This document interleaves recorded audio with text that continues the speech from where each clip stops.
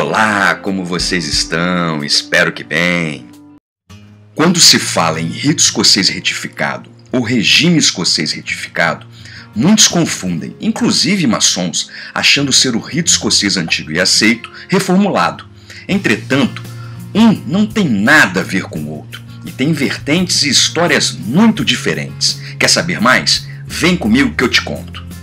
Mas antes, não se esqueça de se inscrever no canal, dar aquele tapa no like, comentar e compartilhar o vídeo para que ele possa ganhar relevância.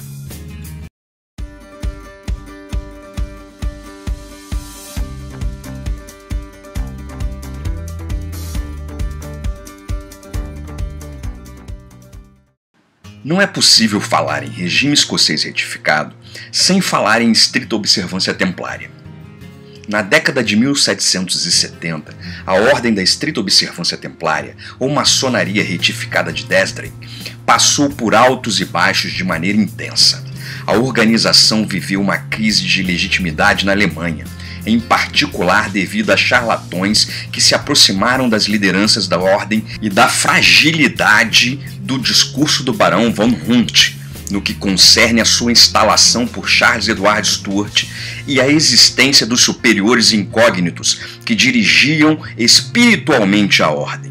Diga-se de passagem, eram tão incógnitos que nunca foram vistos por ninguém, provavelmente criação da cabeça de von Hundt. Mas a partir de 1774, sobreveio um processo de expansão que faria da organização germânica uma instituição verdadeiramente internacional. Entretanto, assim, a estrita observância templária começava os anos 70 do século XVIII em crise, marcada pela falta de credibilidade da história de von Hundt sob seu contato com os superiores incógnitos e a missão que lhe fora atribuída de restabelecer a ordem dos Cavaleiros Templários. A radicalização religiosa de von Hundt e seus vínculos com alguns falsários que acabaram enganando para se beneficiar das riquezas da estrita observância templária também prejudicariam o desenvolvimento da ordem até o início da década de 1770. Se em 1776 a estrita observância templária perdia seu fundador e principal defensor, naquele ano também ganhava fôlego por meio do homem que refundaria a ordem. Desde sua instalação como alto dignatário do regime retificado na França, Villermoz mostrou-se atuante para expandir a organização nas terras gaulesas, sempre contando com a ajuda de seus irmãos maçons. Villermoz teria um papel importante para apaziguar os ânimos na maçonaria francesa contra uma ordem de origem alemã e protestante. Na condição de grande orador da maçonaria escocesa reformada na França, foi ele ativo protagonista para a conclusão do Tratado de União entre os diretórios retificados e o Grande Oriente da França, em 1776, o que possibilitou a prática do rito escocês retificado juntamente com o rito francês no seio daquela obediência. Jean-Baptiste Villermoz percebia a fragilidade da estrita observância templária no que concerne a sua doutrina e seus ensinamentos, e os riscos da influência do clericato sobre a organização. Assim, buscou atuar para a realização de profundas reformas, em especial com a introdução dos ensinamentos da Ordem dos Cavaleiros Maçons Sacerdotes Eleitos do Universo, ou simplesmente a Ordem de Elos Cohen, de Martinez de Pasquali, pois essa seria, na sua percepção, a maneira mais adequada de estabelecer uma verdadeira ordem maçônica. Convencendo o Duque de Brunswick da necessidade de reformas na estrita observância templária, Villermoz e Jean de Turckheim foram encarregados pelo grão-mestre-geral de reunir os membros das 3 províncias francesas da ordem em uma convenção. Estava autorizada a convenção daquela que viria a ser o evento refundador do regime escocês retificado na França, o Convento da Galhas. Nos primeiros dias do convento, Jean de Turckheim deu o tom exaltando os méritos do novo sistema proposto, que abria mão dos propósitos do hermetismo e da alquimia, mas cuja ambição era reencontrar os caminhos reais da maçonaria: a virtude, a caridade e a fé cristã. É de se observar que, no plano espiritual, o convento pôs de lado as práticas esotéricas julgadas perigosas como a teurgia e o hermetismo e tomava distância das pretensões alquímicas anunciadas por alguns, delimitando uma fronteira nítida entre a senda pessoal dos maçons nesses âmbitos e o objetivo efetivo da ordem. Seguia-se, assim, uma linha distinta de alguns sistemas maçônicos de então, que tinham por base o estudo da alquimia e das ciências herméticas. E assim ficou definido: longe de nós essas meditações sombrias que concentram a imaginação exaltada em gabinetes afastados. Extraviam-na nessas esferas idealistas e a retiram do serviço à sociedade. Longe de nós essas combinações alquímicas, tão perigosas por serem atraentes, a cujas loucuras devemos, é bem certo, acidentalmente determinadas descobertas interessantes, mas que foram proscritas por uma alquímica instruída e que expõe ao ridículo e à miséria. Assim, também no Convento das Galhas, foram feitas significativas alterações estruturais e doutrinárias na estrita observância templária. Suprimiram-se dos textos alemães as diferenças baseadas no nascimento, admitindo-se na cavalaria burgueses e plebeus, desde que revestidos de uma condição substancial de honestidade, reconhecida perante a sociedade civil. A ordem deixava de ser uma instituição exclusivamente para a nobreza e abria-se a homens livres e de bons costumes, independentemente da origem ou de em qual classe estivessem. Não se poderia esperar nada de diferente dos maçons franceses, uma vez que parte significativa deles, inclusive para o próprio Villermoz entre outros, vinham de famílias burguesas, sendo profissionais liberais, funcionários públicos, artesãos e comerciantes. Caía uma barreira ao crescimento da organização, que teria suas fileiras enriquecidas nos anos seguintes, com quadros qualificados oriundos de outras classes e estamentos na sociedade europeia. É importante lembrar que Villermoz havia ingressado na estrita observância templária apenas alguns anos antes.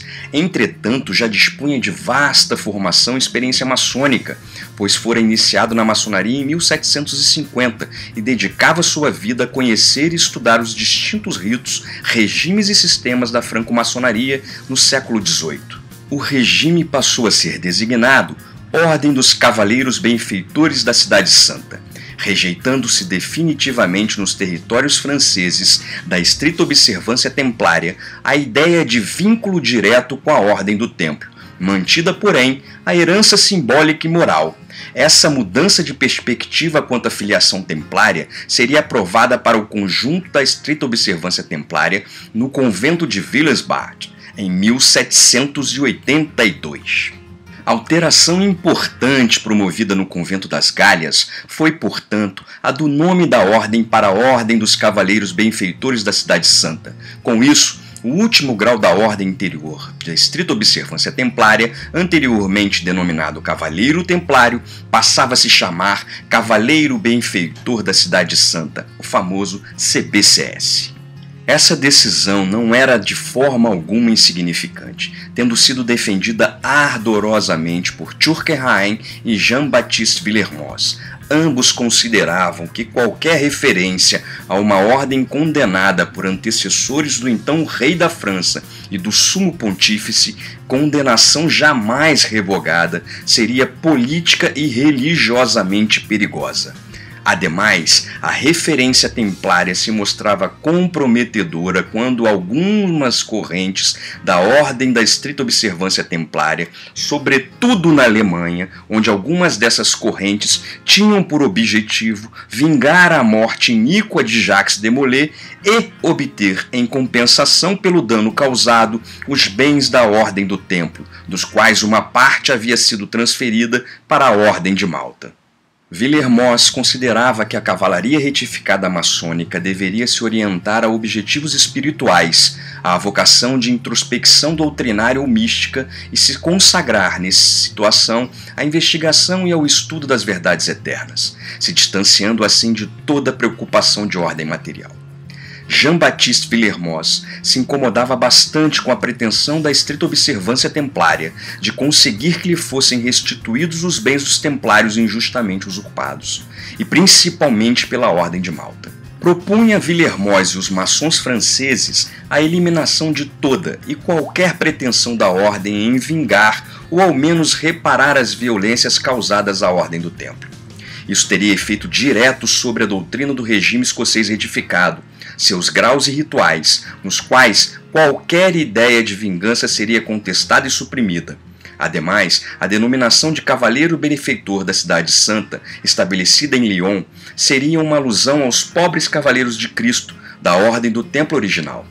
O título de CBCS invocava, portanto, os templários, sem nomeá-los expressamente, e dava ao cavaleiro uma pátria ideal, que poderia ser tanto de Roma, centro da cristandade, quanto de Jerusalém, onde se erguera o Templo de Salomão, ou ainda a cidade celeste e imaterial, esperança e objetivo supremo de todo esforço místico. Aqui cabe um adendo importante, é de uma inteligência cristalina para os historiadores sérios maçons que a maçonaria não descende dos templários. O mestre de Lyon defendia que a maçonaria havia sido propagada pelos templários, mas não instituída por eles. O Código Geral dos Regulamentos da Ordem dos Cavaleiros Benfeitores da Cidade Santa, ao longo de suas 52 páginas impressas, dispõe sobre as classes da Ordem, as qualidades necessárias para ser recebido na Ordem e os deveres de seus associados e iniciados, como queiram.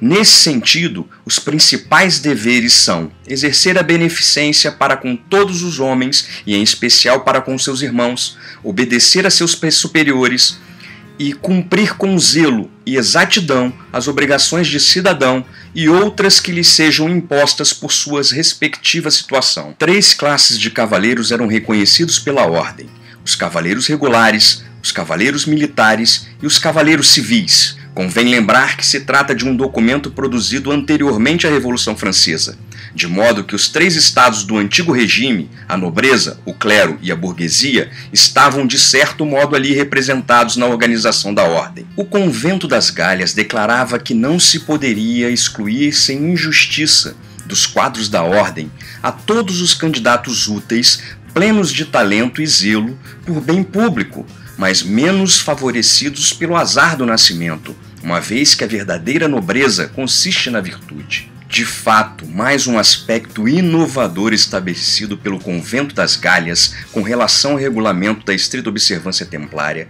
era esse imperativo de igualdade entre os membros, previsto no artigo 2º do Código dos CBCS. Todos os cavaleiros, uma vez admitidos à profissão de seus votos, são perfeitamente iguais. Nem um nascimento mais lustre, nem uma posição mais elevada na sociedade civil não estabelecem a menor prerrogativa real entre os irmãos. Mesmo os príncipes que desejam renunciar voluntariamente aos privilégios da vaidade e da desigualdade política entre os homens para apreciar os prazeres puros no seio da amizade e da beneficência, respeitarão a preciosa lei da igualdade, base fundamental de toda a ordem, cujos membros se consagram ao exercício penoso, porém satisfatório da caridade cristã. A franco-maçonaria simbólica é percebida como a sementeira onde nascerão e crescerão os maçons a serem escolhidos para fazerem parte da ordem. Já o Código Maçônico das Lojas Reunidas e Retificadas da França, ou seja, o Código de Regulamentos para a Maçonaria Simbólica, apresenta a organização geral da parte maçônica do regime, não sendo feito nele qualquer alusão à ordem interior.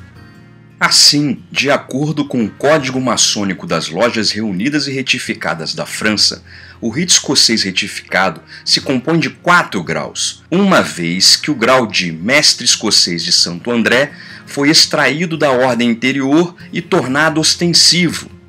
O sistema maçônico do rito escocês retificado, composto por esses 4 graus simbólicos, é um aspecto que o torna semelhante ao arco real inglês, com 3 graus simbólicos mais 1/4. O convento reconheceu oficialmente 6 graus. Os 4 primeiros graus simbólicos, aprendiz, companheiro, mestre e mestre escocês de Santo André, antigo grau escocês verde da estrita observância templária, após os quais se alcançavam a ordem interior, cavalheiresca, que comportava 2 graus: escudeiro noviço, anteriormente cavalheiro templário da estrita observância templária, e cavalheiro benfeitor da cidade santa, anteriormente cavalheiro professo da estrita observância templária. Enquanto os 3 primeiros graus do rito escocês retificado estão sobre a égide das lojas azuis, o 4º grau, que pode ser entendido como a consolidação dos 3 primeiros e a ponte para a ordem interior, na qual também está inserido, encontra-se sob os auspícios das chamadas lojas verdes. Os 3 primeiros graus são conferidos pelo venerável mestre de uma loja, enquanto o 4º grau é pelo deputado mestre. A estrutura da estrita observância templária e a reformulação do regime escocês retificado é assim definida: estrita observância templária, aprendiz, companheiro, mestre, escocês vermelho, cavalheiro da águia, cavalheiro rosa cruz, escocês verde, noviço, escudeiro e cavalheiro templário. Regime escocês retificado: aprendiz, companheiro, mestre, mestre escocês de Santo André, escudeiro noviço e cavalheiro benfeitor da cidade santa. A forma e as cores dos aventais e o interstício entre os graus também foram objetos de minucioso detalhamento, o que revela seu simbolismo e relevância. O código deixava expresso ainda que nenhum profano pode ser recebido franco-maçom nas lojas reunidas e retificadas se não professar a fé cristã. O caráter cristão do regime escocês retificado era evidenciado por esse dispositivo do código. Ademais, o grau de mestre escocês de Santo André, culminação de todos os graus simbólicos, via-se de forma inovadora reservado unicamente aos maçons do regime retificado. O grau de mestre escocês de Santo André está relacionado exclusivamente ao regime retificado. É por esta razão que, quando ele é conferido ou quando se tem uma loja de instrução neste grau, não se ousa permitir que dela participe nenhum visitante de outro regime, qualquer que seja o grau que tenha. Outro adendo importante é que nos dias atuais, tais exigências não mais existem, entretanto, é um rito essencialmente afeta aos cristãos. A importância do 4º grau é tamanha, bem como sua posição no ápice da pirâmide do simbolismo maçônico, que o código estabelece expressamente que todo maçom que tenha chegado a este grau pode receber, sem qualquer despesas ou cerimônias, todos os graus superiores de outros regimes. Assim como o Código das Ordens dos Cavaleiros Benfeitores da Cidade Santa dispunha sobre a ordem interior, o Código das Lojas Reunidas e Retificadas da França estabelecia a estrutura organizacional da maçonaria simbólica, a qual era governada por um grão-mestre geral, por um grão-mestre nacional e administradores provinciais e pelos diretores escoceses e grandes lojas escocesas. O primeiro compromisso assumido por um maçom ao ingressar na ordem, estabelecia o código, era observar fielmente seus deveres para com Deus, seu rei, sua pátria, seus irmãos e si mesmo. O convento das Galhas trouxe, portanto, profundas mudanças à estrita observância templária. É o que foi chamado de o nascimento de um novo regime maçônico. E se nos graus simbólicos a reformulação dos rituais da estrita observância templária foi significativa, na ordem interior que as transformações seriam ainda mais marcantes. Os 2 códigos aprovados, bem como a instrução por perguntas e respostas adotada, seriam a base para uma futura regra maçônica, cujo conhecimento é fundamental para todos aqueles que são recebidos no regime escocês retificado. No que concerne às lojas azuis, os rituais profundamente modificados foram adotados no convento de Lyon. Observemos que, se os rituais da estrita observância templária não compreendiam mais que algumas páginas, aqueles apresentados em Lyon se estendiam por dezenas delas. Jean-Baptiste Villermoz pessoalmente presidiu a reformulação de todos os rituais, ainda que diversos emblemas e numerosas fórmulas dos textos da estrita observância templária fossem mantidos. A nova redação foi aprovada com importantes modificações de sentido e de simbolismo. Villermoz lhes havia dado um novo significado e uma doutrina impregnados dos ensinamentos oriundos da Ordem dos Cohen. Podemos dizer então que o Convento das Galhas, por suas decisões de fato, representavam uma autêntica ruptura com a estrita observância templária. Estabelecia e constituía uma maçonaria simbólica fundada, não em 3 graus, como fora até então, mas em 4. Todo esse conjunto de alterações realizadas por ocasião do Convento das Galhas ficaria conhecido como a Reforma de Lyon. E naquela memorável 10 de dezembro de 1778, data do encerramento do Congresso, um novo regime maçônico, concebido e elaborado principalmente por Villermoz, foi então instaurado com suas atas, códigos, rituais, graus, instruções e regulamentos. E o Convento das Galhas transformaria os diretórios franceses da estrita observância templária em uma organização bastante distinta e distante daquela instituição alemã da qual se diziam fazer parte. Com rituais, graus, denominações e uma doutrina diferente do que era adotada pela Ordem de von Hundt, a seção francesa da estrita observância templária mostrava-se praticamente livre do controle alemão. As peculiaridades do regime escocês retificado está relacionada tanto às suas origens e à história quanto ao caráter cristão e místico de sua doutrina, estudos e práticas. O Convento das Galhas foi de extrema importância para o regime escocês retificado, pois ali foram estabelecidos os fundamentos desse novo sistema e da nova ordem que viria a reunir maçons de todo o mundo interessados nos ensinamentos e na senda do regime estabelecido por aqueles maçons do século XVIII. Os alicerces, portanto, deste fascinante regime escocês retificado foram estabelecidos naquele convento de 1778. É o 7º e mais novo rito praticado no Grande Oriente do Brasil e atualmente vem sendo desenvolvido de forma harmônica e constante, graças ao trabalho abnegado de diversos bem-amados irmãos maçons. E por hoje é isso aí. Se gostou, favorita e compartilhe o vídeo.